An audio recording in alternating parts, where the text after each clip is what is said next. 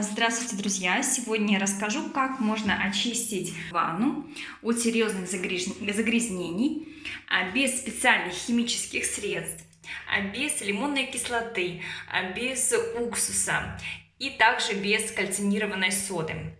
Моя ванна очень грязная, я ее не мыла несколько месяцев. Посмотрите, какие серьезные здесь наслоения, очень плотные, и вообще даже не видно нигде блеска. Она стала буквально матовая.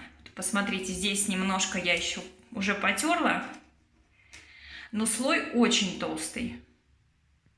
Постараюсь передать вам через камеру. Важно почистить ванну так, чтобы не испортить эмаль. У меня ванна самая обычная, стальная, с эмалированным покрытием. Как известно, сильные кислоты и сильные щелочи вредны для эмали, могут испортить ее. Поэтому я расскажу, как я это делаю с помощью двух средств, которые есть в каждом доме. Если ванна очень грязная, то для начала нужно набрать полную ванну горячей воды и дать ей постоять в таком состоянии где-то полчаса. Для того, чтобы все вот эти серьезные наслоения, грязь отмокла, откисла. И тогда ее будет значительно проще убрать. Если же у вас ванна не очень грязная, вы ее моете хотя бы раз в несколько недель, то можно ее смочить просто горячей водой и приступать к следующему этапу. Я использую в качестве первого средства обычное моющее средство для мытья посуды. Оно рекомендуется также производителями ванн. Очень хорошо убирает практически все типы загрязнений, особенно жир, который часто появляется на стенках ванны, если вы пользуетесь ополаскивателем, какими-то масками для волос, либо другой специальной химией для душа. Также я заметила, что с помощью данного средства для мытья посуды очень хорошо уходит также известковый налет.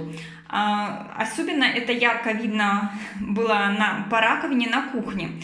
Когда я ее чищу регулярно данным средством, и действительно известкового налета практически нет. Необходимо нанести средство для мытья посуды равномерным слоем на всю ванну и оставить вот так вот постоять приблизительно 10-15 минут, для того, чтобы средство хорошо прореагировало с грязью. Затем нужно хорошенечко потереть ванну и смыть. Вот здесь вот в одном месте я специально оставила одно такое большое пятно для контраста, и когда я смою, покажу вам разницу.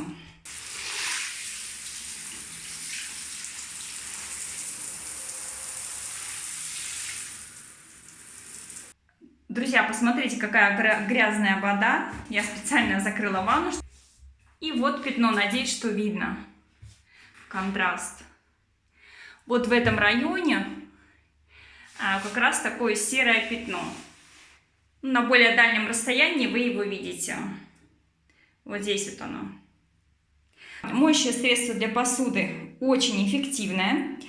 И вы будете, наверное, удивлены, но на самом деле в большинстве случаев будет достаточно только его для того, чтобы хорошо очистить ванну. Причем это безопасно для эмали. И процесс довольно-таки быстрый, занимает там всего несколько минут потереть ванну, и в принципе все. Ванна, она теперь блестит, и это всего лишь с помощью средства для мытья посуды. Но если у вас ванна очень грязно, и после моющего средства для посуды у вас все равно остался небольшой налет местами, то нужно взять следующее средство. Это обычный порошок для стиральной машинки. Я использовала 3 столовые ложки стирального порошка, залила их кипяточком. Я дала смеси постоять буквально пару минут, и у меня получилось очень хорошее моющее средство. Гель из порошка очень хорошо застывает, буквально как холодец, смотрите, что получается. Поэтому можно сделать такой гель про запас. И достаточно совсем чуть-чуть, ну приблизительно даже половину, либо треть от данного объема в ложке нанести на такую губку немного потереть всю ванну и сразу смыть. И действительно, грязь очень хорошо отходит, буквально там за секунды, особенно после того, как вы ванну уже чистили моющим средством для мытья посуды, либо вы ее хорошенечко прогрели, намочили, и все эти загрязнения значительно размокли. Средство очень хорошее, ждать не надо, быстренько размазали, почистили и смыли, и ванна у вас будет просто в идеальном состоянии. Важно упомянуть еще о губках, которыми можно чистить ванну. Но в случае с эмалированным покрытием ни в коем случае нельзя применять металлические губки. Они действительно очень портят поверхность ванны даже после первого применения. Крайне не советую. Также нельзя использовать губки с жестким покрытием. То есть здесь вот зеленая сторона очень жесткая. Можно использовать щетки, довольно-таки мягкие. В моем случае я беру губку, которая довольно-таки изношена.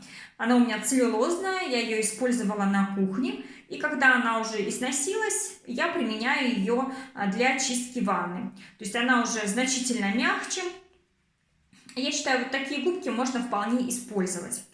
И отдельно стоит сказать про меламиновую губку.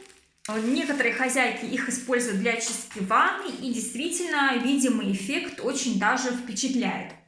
Но, друзья, если у вас ванна с специальным самоочищающимся покрытием, то такие губки ни в коем случае использовать нельзя, потому что на микроуровне они работают как такая мелкая наждачка. И кроме того, следы данной губки с ванны идеально вы все равно не уберете. И если у вас в доме есть маленькие дети, и они потом будут плескаться в ванне, то сами понимаете, что вот этот меламин-формальдегид, из которого сделана губка, вот этот яд, он будет весь в воде, и, соответственно, выводы делайте сами. Обязательно посмотрите мое видео про пользу и вред вот таких меламиновых губок. Они не такие уж и безопасные для здоровья, и также они не такие уж и универсальные, ими действительно можно даже испортить дорогую технику. Друзья, на этом у меня все. Поделитесь в комментариях, как вам мой метод, понравился, насколько эффективно у вас получилось очистить ванну, а возможно вы поделитесь своими способами очистки ванны, так, чтобы это было легко, просто, практически бесплатно и безопасно для поверхности ванны.